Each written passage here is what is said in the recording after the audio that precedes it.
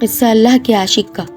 ابو سعید مصلی رحمۃ اللہ علیہ کہتے ہیں کہ فتح بن سعید رحمۃ اللہ علیہ عید الاضحیٰ کی نماز پڑھ کر عیدگاہ سے دیر میں واپس لوٹے۔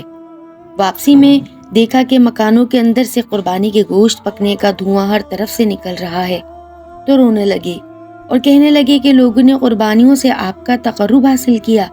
میرے محبوب، کاش مجھے معلوم ہو جاتا کہ میں قربانی کس چیز کی دوں۔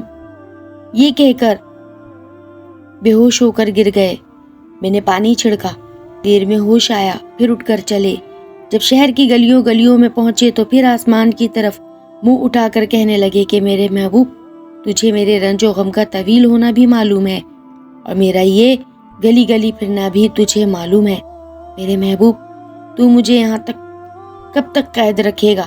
یہ کہہ کر پھر بے ہوش ہو کر گر گئے۔ میں نے پھر پانی چھڑکا، پھر افاقہ ہوا اور چند روز بعد انتقال ہو گیا۔